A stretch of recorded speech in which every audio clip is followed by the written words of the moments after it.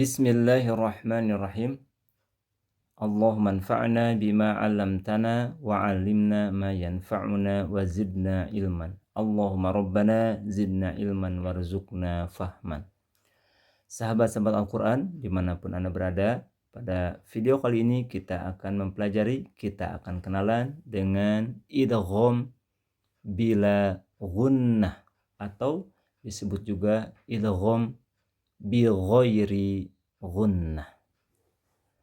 Bahan ajar yang akan saya gunakan untuk pembelajaran tema ini saya ambil dari buku Tahsin 4 Metode Maqdis. Sahabat-sahabat Al-Quran rahimakumullah, mari kita awali pembelajaran idgham bila gunnah ini dengan memperhatikan contohnya terlebih dahulu.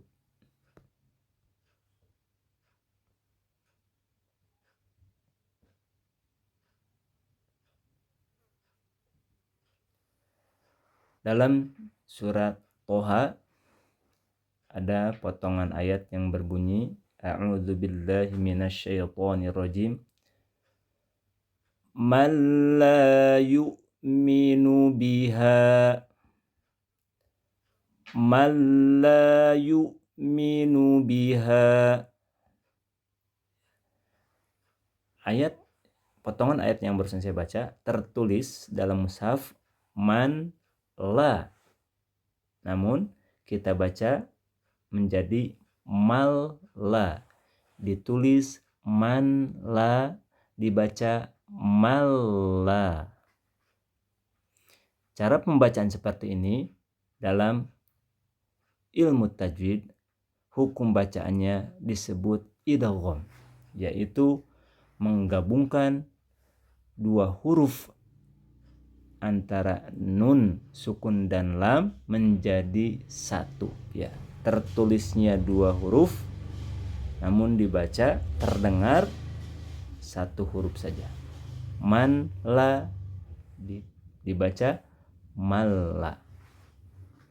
Kemudian karena cara pembacaannya tanpa disertai gunnah, maka idghamnya disebut dengan idgham bila gunnah.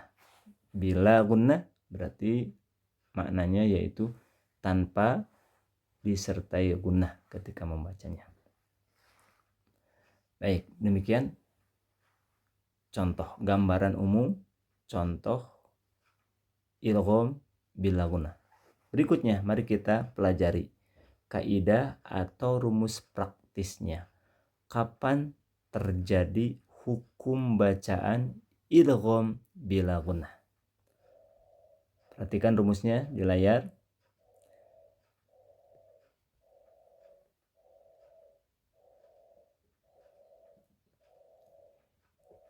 Idgham bila gunnah terjadi apabila ada nun sakinah atau nun sukun atau tanwin. Ada nun sukun atau tanwin bertemu dengan dua huruf, yaitu huruf lam dan ro.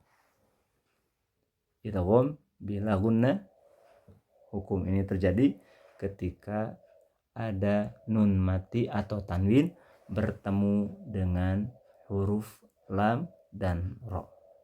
Praktik membacanya bila gunnah tanpa disertai gunnah. Baik, kita kembali ke contoh dan kita praktekkan cara pembacaannya. Baik, contoh yang pertama ini adalah contoh nun sukun dan tanwin yang dibaca idgham bila gunnah karena bertemu dengan huruf lam. Ya. Contoh yang pertama,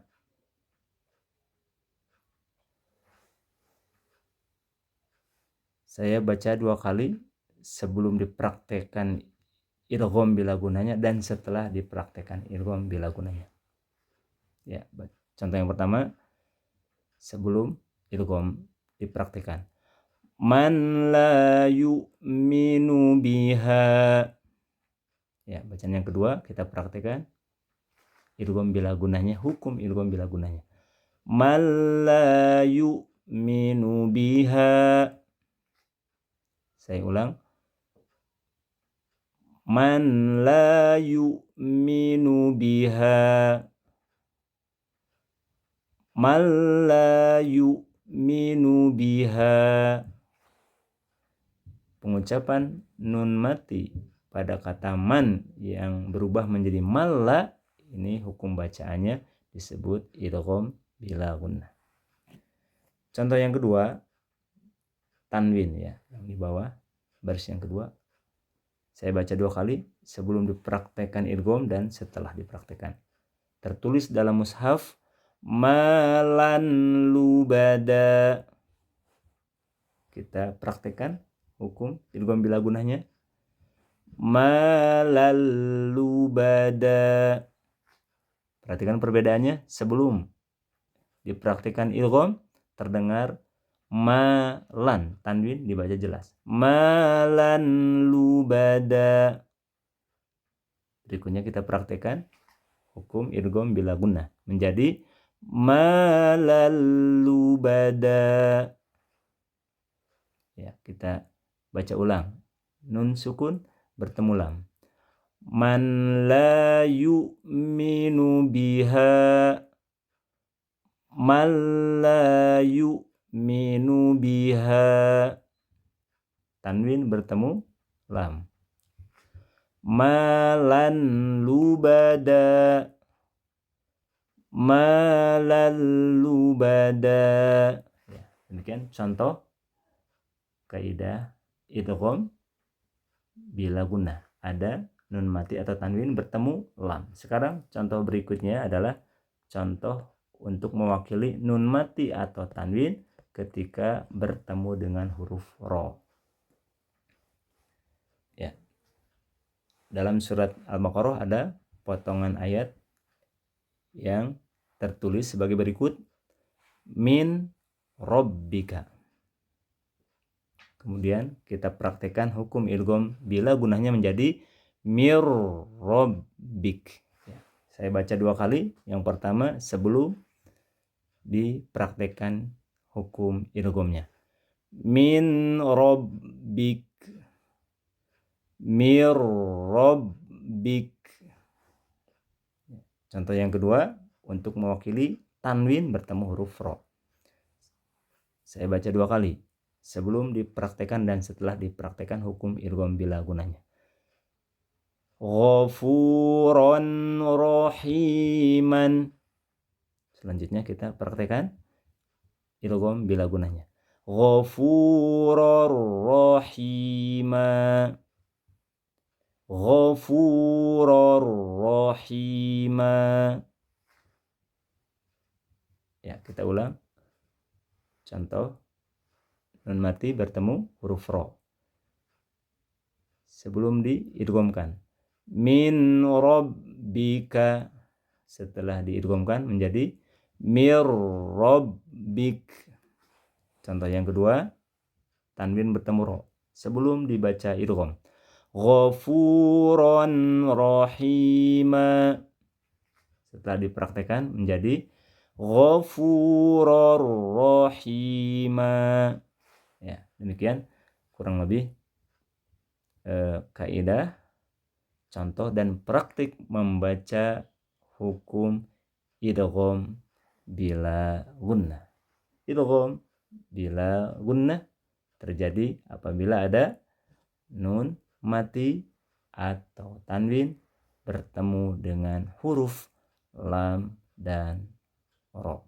Ingat prakteknya bila gunnah tanpa disertai gunnah, berarti jangan sampai suaranya dipanjangkan, ditahan lama. Sahabat-sahabat Al-Quran rahimakumullah, demikian materi yang dapat saya sampaikan. Semoga bermanfaat. Mohon maaf atas segala kekurangan. Saya Irfan Susilo. Sampai jumpa kembali di materi berikutnya. Aqulu qouli hadza wa astaghfirullah li wa lakum. Wassalamualaikum warahmatullahi wabarakatuh.